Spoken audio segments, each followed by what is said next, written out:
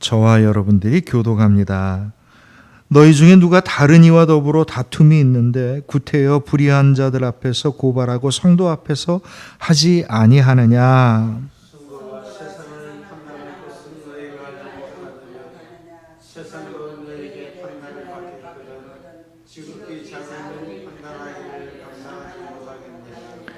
우리가 천사를 판단할 것을 너희가 알지 못하느냐. 그리하거든 하물며 세상 일이랴.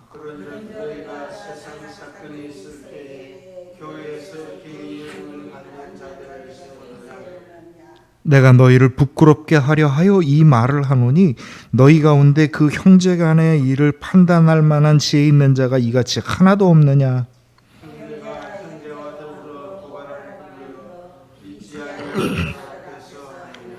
너희가 피차 고발함으로 너희 가운데 이미 뚜렷한 허물이 있나니 차라리 불의를 당하는 것이 낫지 아니하며 차라리 속는 것이 낫지 아니하냐.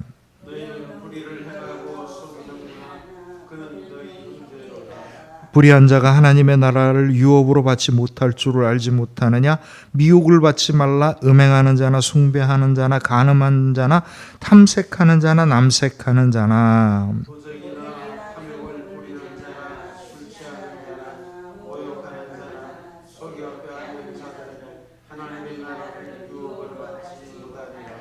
너희 중에 이와 같은 자들이 있더니 주 예수 그리스도의 이름과 우리 하나님의 성령 안에서 씻음과 거룩함과 의롭다 하심을 받았느니라.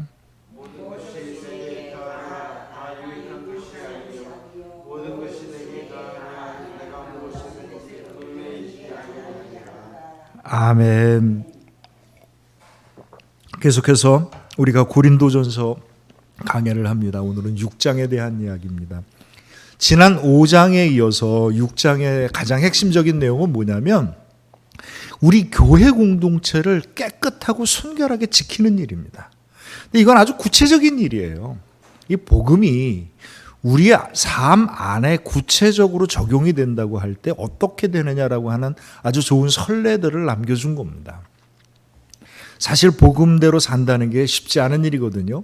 어떻게 해야 될지 모르는, 판단을 어떻게 해야 될지 모르는 일들이 많이 있는데 이런 구체적인 사례들이 있다는 것이 우리들에게 오늘날 아주 중요한 교훈이 될 수 있습니다.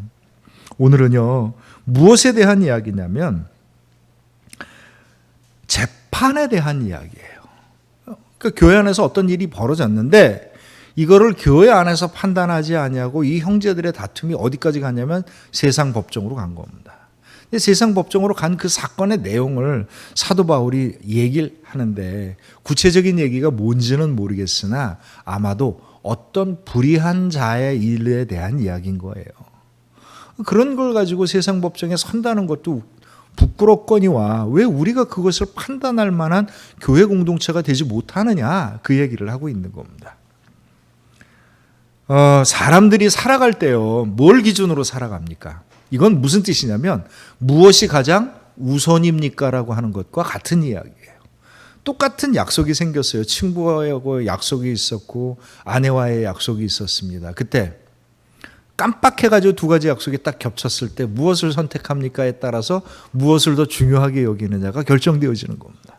그러니까 우리가 무엇을 기준으로 삼고 있느냐는 무엇을 뜻하는 거냐면 그것을 세상의 그 무엇보다도 소중하게 여긴다라고 하는 그런 이야기가 되는 거죠. 우리 신앙인이나 그렇지 않은 사람들이나 다 뭔가 기준이 될 만한 게 있을 거예요. 우선이 될 만한 게 있겠죠. 우리 그리스도인들은 당연히 뭐가 우선이고 기준입니까? 하나님이요, 성령이요, 성경이요, 하나님의 말씀이 기준입니다. 세상 사람들은요, 뭐 여러 가지가 있겠죠. 어떤 사람은 법이 기준이 될 거고, 어떤 사람은 학문이 기준이 될 거고, 어떤 사람은 자기의 경험이 기준이 될 거겠죠. 사람들마다 다 자기 삶의 기준이 다르겠지요. 근데 사실 따지고 보면 답은 하나입니다. 사람들이 제일 우선으로 여기는 게 뭔지 아십니까? 자기가 하고 싶은 대로 하는 겁니다. 자기가 하고 싶은 대로 하는 거예요. 모양은 다르나 내용은 똑같습니다. 어떤 꼬부랑 할머니가 길을 가는데 길을 가다가 길이 왼쪽 오른쪽 두 갈래로 갈라진 거예요. 근데 어느 길로 가야 될지 자기가 깜빡 잊어버린 겁니다. 그래서 할머니가 곤란해하다가 하나님께 기도를 하기 시작을 합니다. 주님, 제가 어디를 가야 될지 모르겠습니다. 제가 지팡이를 가운데다 세워놓고 놓을 테니 왼쪽으로 쓰러지면 왼쪽으로 갈 거고 오른쪽으로 쓰러지면 오른쪽으로 가겠나이다. 주님, 저에게 바른 길을 인도하여 주옵소서. 기도를 아주 근엄하게 마치고 지팡이를 가운데다 딱 꽂았습니다. 딱 꼽는 순간 무슨 생각이 딱 들었냐면 왼쪽으로 가고 싶은 생각이 딱 든 거예요. 이 길이다. 근데 지팡이가 오른쪽으로 쓰러진 겁니다. 그래서 할머니가 그럼 오른쪽으로 따랐겠습니까? 다시 지팡이를 세웠습니다. 이게 어떻게 됐겠어요? 또 오른쪽으로 쓰러진 겁니다. 할머니가 지지 아니하고 다시 한번 지팡이를 딱 세웠는데 왼쪽으로 딱 쓰러진 겁니다. 주여 감사합니다. 저에게 바른 길을 인도해 주심을 감사합니다. 얼핏 보면 신앙이 대단한 것 같잖아요. 그런데 사실 알고 보면 이건 자기가 기도해놓고 자기가 어긴 겁니다. 그죠? 가고 싶은 대로 간 거예요. 우리가 세상에 여러 가지 이야기들을 하는데 사실 우리가 무엇을 기준과 놓고 보고 무엇을 우선으로 놓고 보느냐라고 하는 걸 따지고 보면은요, 곰곰이 생각해 보면 우리가 무슨 이야기를 하든 간에 사실은 우리가 하고 싶은 대로 하는 겁니다. 그런데 저는요, 내가 하나님을 사모하는 것만큼 하나님의 말씀을 우선으로 여기는 거고요. 내가 성령님을 감사하고 그 인도하심에 감격한 것만큼 성령의 인도하심을 따르는 겁니다.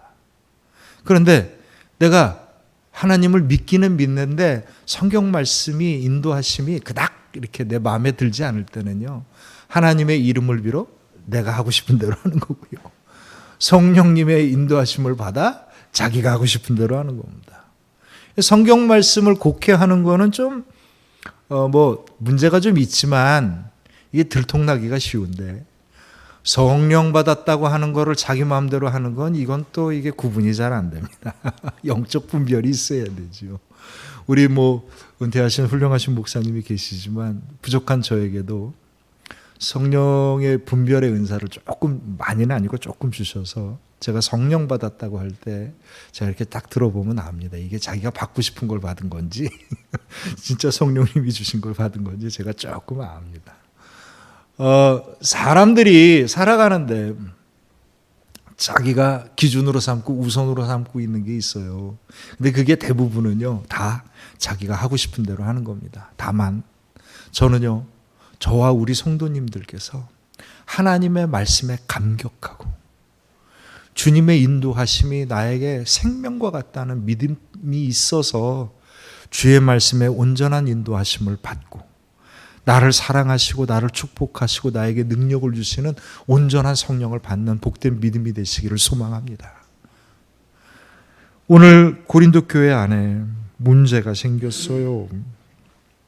그 문제가 뭐냐면 하나님을 믿는 교회 성도들이요, 문제가 생겼는데 하나님에 대한 신앙을 가지고 판단하지 아니하고 주님의 인도하심에 따르지 아니하고 교회 공동체가 그거를 포기하고 세상으로 돌려 보낸 겁니다.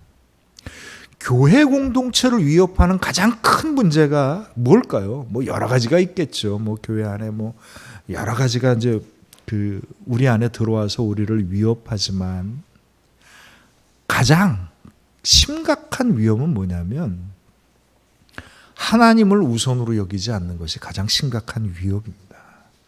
성도님들의 숫자가 준다? 이건 위기의 어떤 하나의 표시일 수 있습니다. 세상 사람들이 교회를 비방하거나 세상 사람들이 교회를 멸시하기 시작한다? 이것도 교회가 위기를 맞는 것에 대한 하나의 표현일 수 있습니다. 그런데 정말 교회가 가장 심각한 위기가 있다고 한다면 그건 그런 이야기들보다 더 심각한 문제입니다. 뭐냐면 우리가 하나님보다 세상의 가치와 세상의 욕망과 세상 사람들이 하는 이야기가 우선이 되어질 때, 그것을 성경의 하나님 말씀에 묻지 아니하고 성령의 인도하심을 받지 아니하고 그대로 따라가고자 할 때 이게 교회가 가장 큰 위협이 되는 거죠. 만약에 우리가 어떤 판단을 하고 어떤 행동을 해야 될 때 우리를 인도하시는 하나님의 말씀과 성령의 인도하심이 아니라 만약에 세상 사람들이 이야기하는 가치와 세상 사람들이 우리에게 불어넣어준 욕망과 이기심이 우선이 된다면 결론은 어떻게 되겠습니까? 우리는 세상과 별반 차이가 없어지는 거죠. 교회의 위기는요, 세상과 별반 차이가 없어지는 겁니다. 어떻게 하면 될까요? 어떻게 하면 될까요? 바로 교회 공동체가 성령의 역사하심과 능력 가운데 새로워지고 그 힘이 생겨나는 것은요, 하나님의 말씀을 우리가 온전히 순종하고 성령의 인도하심을 온전히 따를 때입니다. 오늘 똑같은 문제가 고린도 교회 안에서 벌어진 겁니다. 5절 말씀을 보면 내가 너희를 부끄럽게 하려 하여 이 말을 하노니 너희 가운데 그 형제간에 판단할 만한 지혜 있는 자가 이같이 하나도 없느냐. 사도 바울이 정말 화가 난 겁니다. 다른 때는요, 야단을 치고 이래도 말을 슬쩍 돌려서 너희를 부끄럽게 하려고 한 건 아니야 뭐 이런 식으로 얘기를 했는데 오늘은요 아주 대놓고 이야기를 합니다. 부끄러운 줄 알아라 이 못난 것들아, 뭐 이제 이렇게 얘기하는 겁니다. 창피한 줄 알아라. 그 이유가 뭐냐면 문제가 생겼는데 교회 공동체가 이 문제를 해결하는 걸 포기하고 어디다 보낸 겁니까? 세상 법정으로 보낸 겁니다. 도대체 무슨 문제가 일어났길래 이런 일이 벌어진 걸까요? 사도 바울의 얘기를 쭉 밑으로 내려가다 보면 그 뒷부분쯤 가면 무슨 얘기가 나오냐면 하나님의 나라를 유업으로 받지 못할 죄악을 가진 사람에 대한 이야기가 나옵니다. 여러 가지가 우리가 이미 지난번에 봤죠. 음행하는 자, 우상숭배하는 자, 탐욕을 부리는 자, 거짓을 말하는 자, 이런 사람들입니다. 그런데 이런 사람들이 잘못을 했다고 하나님의 나라의 유업을 받지 못합니까? 그러면 하나님의 나라를 유업으로 받을 사람이 몇 명이나 있길래요. 그들이 어떻게 하는 거예요? 회개하지 아니하고 여전히 뻔뻔스럽게 교회 공동체 안에서 자신을 반성하고 되돌이키려 하지 아니하고 그대로 행동한다는 것에 문제가 있는 겁니다. 그런 사람의 문제가 생겨서 세상 법정으로 끌고 갔는데 대체적으로 성적인 문제는 그렇게 법적으로 판단할 일이 많지 않아요. 아마 이건 분명히 재산 분쟁에 관한 일일 겁니다. 제가 보기엔 그렇습니다. 사도 바울이 분명히 뭐라고 밝히진 않는데 거짓으로 속여서 남의 것을 빼앗은 자에 대한 분쟁일 가능성이 높습니다. 너희가 좀 속임을 받으면 어떠냐? 뭐 이제 이런 얘기를 하는 이야기를 봤을 때 그 이야기일 가능성이 높아요. 왜 세상 법정으로 끌고 갔을까요? 사도 바울이 보기에는요, 이 문제의 근원적인 핵심은 교회가 교회 같지 않기 때문이라고 본 겁니다. 교회를 못 믿는 거고 형제를 형제로 여기지 않은 거예요. 그러니까 세상 법정에 와서 판단하려 하는 거죠. 사도 바울은요, 뭐라고 얘기하냐면 어떻게 이런 일을 세상 법정에다가 보낼 수가 있느냐. 4절 말씀은 보면 그런즉 너희가 세상 사건이 있을 때 교회에서 경히 여김을 받는 자들을 세우느냐. 말이 좀 어렵죠. 우리나라 말을 써놓고도 이렇게 어려울 수 없습니다. 이걸 좀 쉬운 번역으로 보면, 공동 번역으로 보면 뭐라고 하냐면 그런데 이런 사건이 생길 때 여러분은 어찌하여 교회가 멸시하는 자들을 재판관으로 앉히는 것입니까? 표준 세번역으로 보면 그러니 여러분에게 일상의 일과 관련하여 송사가 있을 경우에 교회에서 멸시하는 바깥 사람들을 재판관으로 앉히겠습니까? 이런 이야기입니다. 아니, 교회가 멸시를 하는 사람들이라는 게 어떤 사람이에요? 대부분이요, 어떤 법적인 판단을 하는 지위에 오른 사람은요, 권력자들입니다. 대부분 엘리트들이에요. 제가 어렸었을 때 우리 시대 부모님들의 공통적인 자식 대학 보내는 소망이 어딘 줄 아셔요? 기억나십니까? 서울법대입니다. 제일 높았잖아요. 법관이 되는 겁니다. 출세의 지름길인 거고요. 이 시대는요, 재판관이 누구냐면 한 지역을 다스리는 통치자의 최고가 재판장이 되는 겁니다. 그 사람이 누구에게 위임을 하지 않는 한 그 사람이 재판장이 되는 거예요.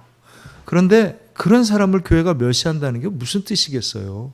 로마법이 형편없었기 때문일까요? 그렇지 않아요. 그렇지 않습니다. 오늘날 우리가 있는 법전들은요, 대부분 율리어스 시저, 유다를 정복했었던 시저의 후예들이 만들어낸 법들인 거고요. 그 당시에 만들어진 법이 지금까지도 현대법의 모태가 되는 법입니다. 훌륭한 법이에요. 그 당시로서는 정말 훌륭한 법입니다. 그런데 사도 바울의 입장에서는 그들의 법은 어떤 자들의 법이냐면요, 세상의 신분과 차별을 인정하는 법이고 그들을 보호하는 법이었고요. 그 당시의 로마법은 부자들과 권력자들을 보호하고 가난한 자들을 착취하는 것을 정당화하는 법이었던 겁니다. 하나님 나라를 거스르는 법이었던 거예요. 물론 일상적인 생활사에 있어서는 되게 합리적인 판단이 있었지만 사도 바울의 입장에서 봤을 때 우리가 정말 바꿔야 될 세상에 그 법관들한테 우리의 것을 판단을 맡기는 건 정말 부끄럽지 아니하느냐, 이렇게 얘기를 하는 겁니다. 사실 교회 안에서 오늘날도 종종 교회 안에서 분쟁이 일어나고 이 분쟁을 가지고 어디에다 맡기냐면 세상 법정에 맡기는 일들이 비일비재하게 우리 가운데 있습니다. 그만큼 우리 교회 안에서 신뢰가 많이 떨어졌다는 얘기인데, 분명하게 얘기하자면 특별히 우리가 소속되어 있는 대한예수교 장로회는요, 교단 헌법이라고 하는 게 따로 있고요. 그 다음에 그 아래 헌법의 세부적인 규칙이 또 따로 있습니다. 그러니까 노회에도 재판국이 있고 총회에도 재판국이 있고, 저는 재판국에 대한 경험이 없어서 잘 모르겠으나 우리 원로 목사님은 빠삭하게 아시겠죠. 법과 규칙이 있고 공정한 재판 절차가 있기 때문에 문제가 될 일이 없습니다. 그런데 세상 법정으로 종종 끌고 갑니다. 그 이유는 뭐냐면 두 가지가 있어요. 하나는 제 친구가 다른 노회에서 재판국에 있는데 한번 이런저런 얘기하다 재판 얘기를 나와 하는데, 이 친구 얘기는 뭐냐면, 이게 가끔 이렇게 재판을 하다 보면 사람들이 종종 은혜롭게 넘기자고 얘기를 하다가 이 사정 저 사정 받아주다 보면 엉뚱한 판결이 나올 때가 많아. 이게 참 문제가 많아. 은혜롭게 하는 게 아니라 법대로 해야 되는데 이런 얘기를 한 적이 있어. 사실 그래요. 그래서 많이 넘어가죠. 자기에게 유리한 법정으로 넘기는 겁니다. 믿지를 못하는 겁니다. 똑같은 일이 고린도에 안에서 벌어진 거예요. 믿지를 못하는 거예요. 교회를 믿지 못하고 성도를 믿지 못하는 겁니다. 세상 법정은 좀 나은가요? 오늘날 우리 한국 사회가 참, 저희가 우리나라 사회와 나라를 위해서 여러분 좀 기도해 주십시오. 그때 기도할 때 다른 거 갖고 기도하지 마시고요, 정직하고 성실하고 자기 몫을 다할 수 있도록 기도해 주십시오. 최근에 대법원에서 판결이 났는데, 일제시대 때 강제적으로 노동을 당해서 착취를 당한 사람들이 그 손해를 배상하라고 하는 청구 판결을 뭐라고 판결을 했냐면, 이거는 일본과의 정치적인 협약이 있었던 문제이기 때문에 재판관이 판단하지 못한다고 기각을 해버린 겁니다. 근데 사실 이건 말이 안 돼요. 왜냐면요, 법원이 판결하는 건 뭐대로 판단해야 돼요? 법대로 판단을 해야 됩니다. 본인이 정치가가 아닌데 왜 정치적인 협약을 갖고 자기가 법의 판단을 해요?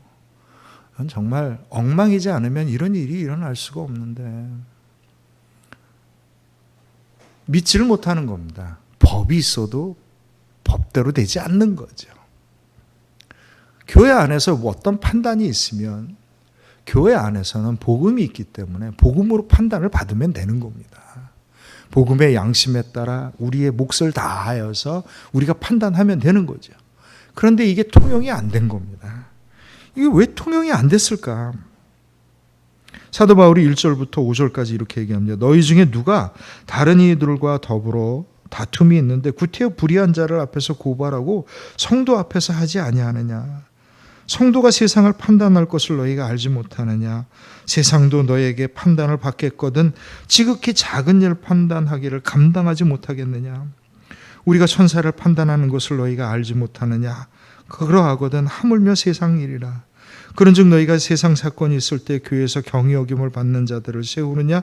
내가 너희를 부끄럽게 하려 하여 이 말을 하노니 너희 가운데 그 형제 간의 일을 판단할 만한 지혜 있는 자가 이같이 하나도 없느냐. 이 근본적인 원인을 사도 바울은 어디에 있다고 보는 거냐면요, 지혜가 없어서, 판단의 기준이 없어서라고 본 게 아니에요. 불의한 마음이 있기 때문이라고 본 겁니다. 그래서 6절부터 8절까지 뭐라고 얘기하냐면 형제가 형제와 더불어 고발할 뿐더러 믿지 아니하는 자들 앞에서 하느냐.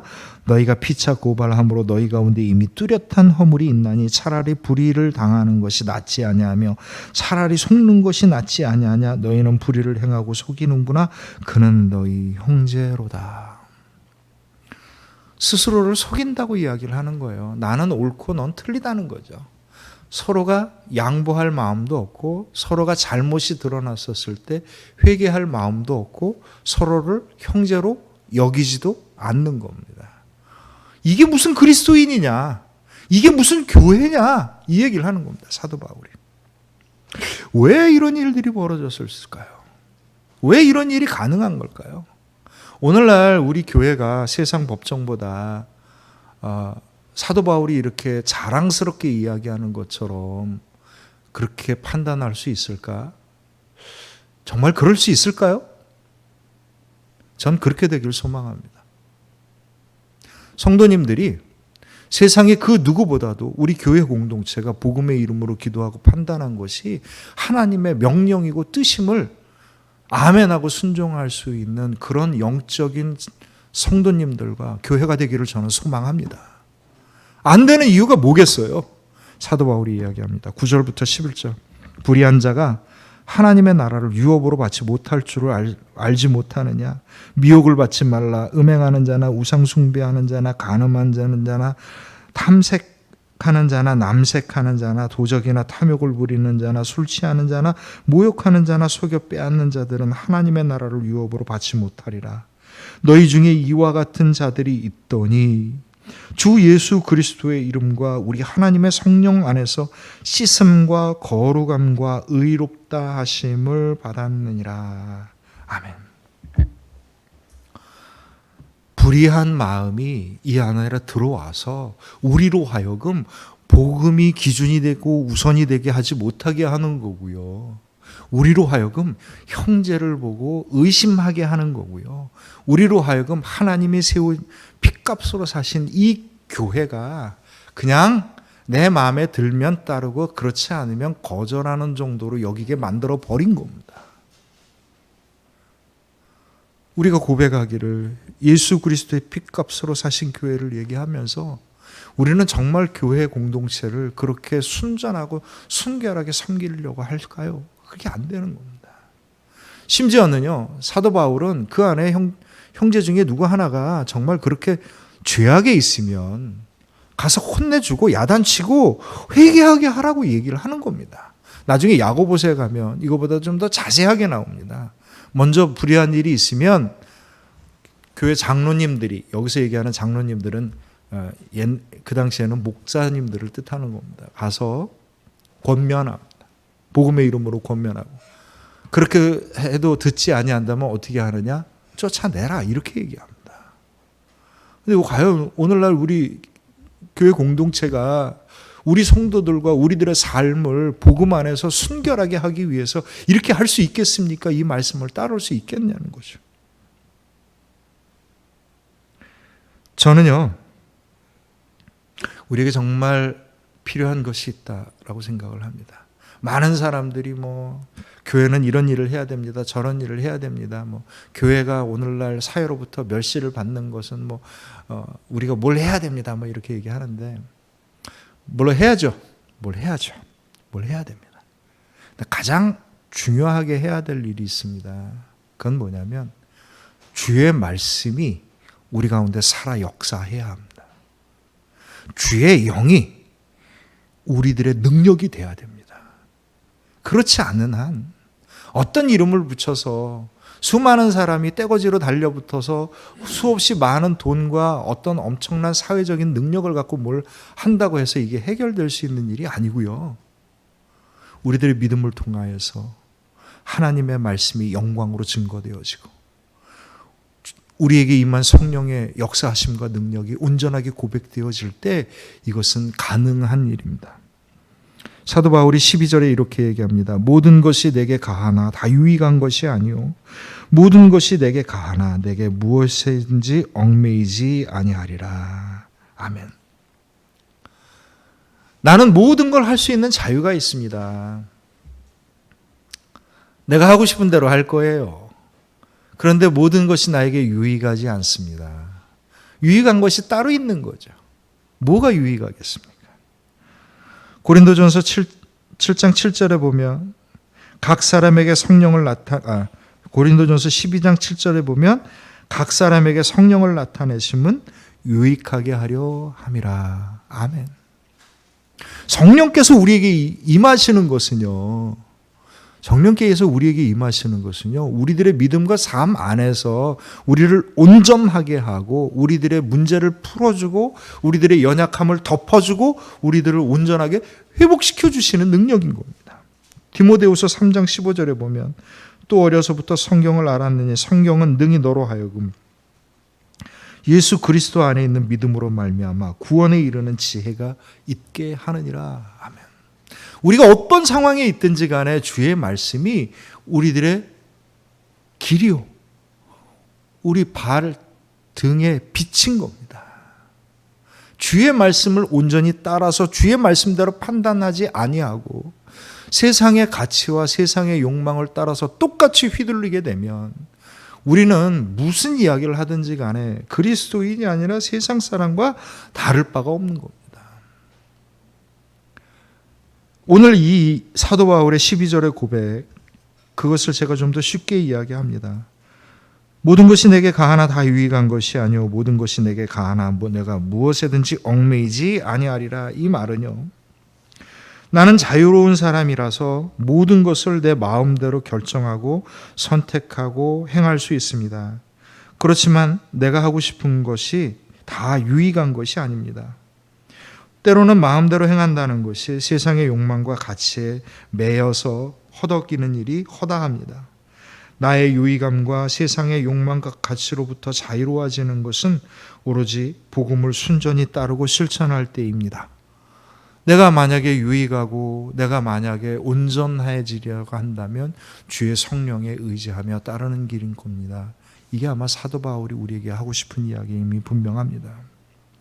사랑하는 성도 여러분, 예나 지금이나 교회가 사람들의 죄악과 어리석음이 엉켜있는 곳이라 똑같습니다. 문제의 양태는 다를 뿐이나 별반 차이가 없지요. 그러나 한 가지 분명한 것이 있습니다. 예나 지금이나 사도들이나 초대교회 공동체나 오늘날 우리 교회나 똑같습니다. 주의 복음의 말씀대로 순종하고 판단하고 성령의 인도하심과 그 능력에 의지하여 우리가 나아가게 될 때 주의 말씀 가운데 영광이 드러나고 성령 가운데 능력이 역사되는 놀라운 일들이 우리 가운데 임하여지고 나타나게 될 줄로 믿습니다. 우리 교회 공동체를 위해서 기도하십시오. 주님의 핏값으로 사신 이 교회 공동체가 깨끗하고 순결하여져서 주님의 영광만 드러낼 수 있는 교회 공동체가 될 수 있도록 여러분 기도하십시오. 우리 그리스도인들이, 우리 성도들이 세상에 많은 환난과 어려운 일들을 겪고 있고 판단하지 못할 복잡한 문제들이 가지고 있으나 오로지 주의 말씀들이 우리들의 영혼을 다스리고 주의 성령이 우리들 가운데 능력이 되어서 하나님의 영광을 드러낼 수 있는 그리스도인들이 될 수 있도록 여러분 기도해 주시기 바랍니다. 또한 세상의 가치와 세상의 이야기를 가지고 세상 똑같이 정치인들과 경제인들과 그 지식인들을 따라서 이야기하는 사람들 말 듣지 마시고요. 하나님이 우리에게 오늘날 인도하시는 그 말씀을 따라 온전하게 실천하고 순종함으로 말미암아 하나님의 나라를 유업으로 받을 뿐만 아니라 주님이 우리에게 주신 그 천국을 온전히 증거할 수 있는 저와 여러분들의 믿음, 우리 생명나무 교회가 되기를 주님의 이름으로 축원합니다. 기도합니다.